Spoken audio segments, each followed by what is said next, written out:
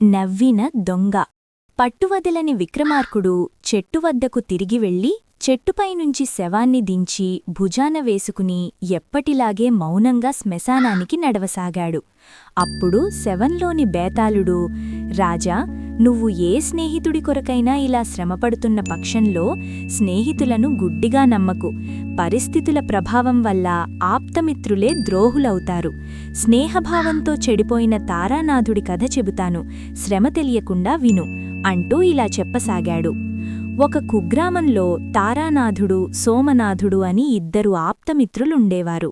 వాళ్లు ధనార్జన చేయదలిచి తమ గ్రామం విడిచిపెట్టి దూరదేశాలకు వెళ్లి వర్తకం చేసి మంచి లాభాలు గడించారు.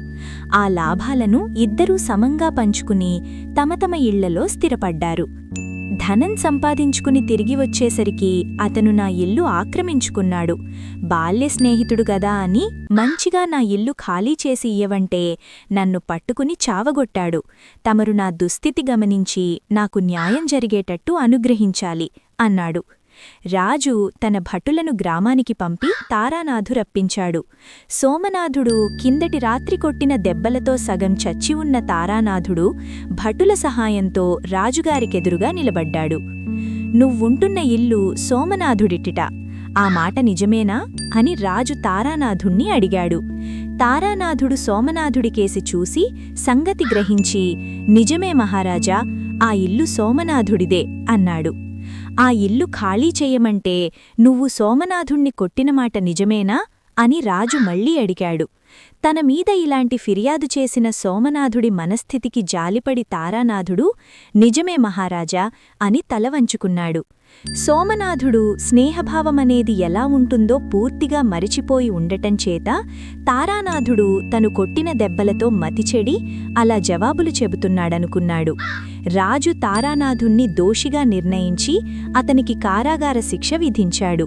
భటులు అతన్ని తీసుకుపోయారు. ఈ తీర్పు వినగానే విచారణ నిమిత్తం తీసుకురాబడిన దొంగ ఒకడు సభంతా మారుమోగేటట్టు గట్టిగా నవ్వాడు.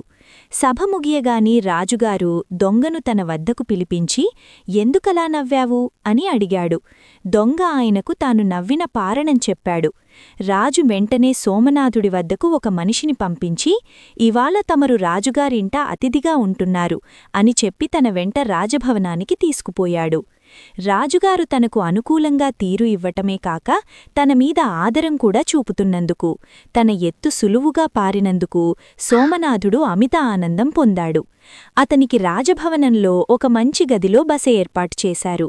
అక్కడ అతనికి భోజనమూ తాగుడూ సమకూరబడింది. అతను సుఖంగా తిని తాగి చల్లగాలి కోసం కిటికీ తెరిచి చూసేసరికి అవతగదిలో సంకెళ్లు వేసిన తారానాథుడు కనిపించాడు. సోమనాథుడు అతన్ని పిలిచి, ఎలాగూ నీ జీవితం ఖైదులో వెళ్ళిపోవలసిందే, నువ్వు నీ డబ్బు ఎక్కడ దాచావో చెప్పు అని అడిగాడు.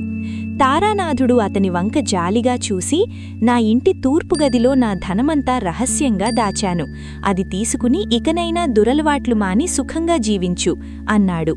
మరుక్షణమే సోమనాథుడున్న గదిలోకి ఇద్దరు భటులు వచ్చి అతన్ని పట్టుకుని తీసుకుపోయారు.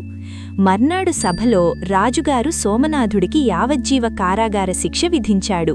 తారానాథుడి శిక్ష అలాగే ఉండిపోయింది. బేతాళుడి కథ చెప్పి, రాజా, దొంగ ఎందుకు నవ్వాడు? అతను రాజుకు రహస్యంగా ఏం చెప్పుంటాడు? సోమనాథుడే దోషి అని, తారానాథుడు నిర్దోషి అని తేలిపోయాక రాజు సోమనాథుణ్ణి శిక్షించడం భావ్యంగానే ఉన్నది గాని తారానాథుడి శిక్ష ఎందుకు రద్దు చెయ్యలేదు? ఈ అనుమానాలకు తెలిసి కూడా సమాధానం చెప్పకపోయావో నీ తల పగిలిపోతుంది అన్నాడు. దానికి విక్రమార్కుడు, చచ్చేటట్టు దెబ్బలు తిన్నట్టు కనిపిస్తున్న తారానాథుడు తాను సోమనాథుణ్ణి కొట్టానంటే రాజు నమ్మి తీర్పు చెప్పినందుకు దొంగ నవ్వాడు. ఆ దొంగ రాజుతో తారానాథుడి జవాబులు నమ్మతగినవి కావని, అసలు సంగతి మరో విధంగా విచారించమని చెప్పుంటాడు. అందుకే రాజు నిజం తెలుసుకోవడానికి సోమనాథుడికి ఆతిథ్యమిచ్చాడు. సోమనాథుడిపాటు రాజు తారానాథుణ్ణి కూడా ఎందుకు శిక్షించాడంటే ఇద్దరూ అన్యాయం కొనసాగడానికి సమంగానే పనిచేశారు. సోమనాథుడి నేరం సఫలంగావడానికి తారానాథుడు చేతనైనదంతా చేశాడు. అందుచేత అతను శిక్షార్హుడు అన్నాడు. రాజుకి ఈ విధంగా మౌనభంగం కలగగానే బేతాళుడు శవంతో సహా మాయమై తిరిగి చెట్టెక్కాడు.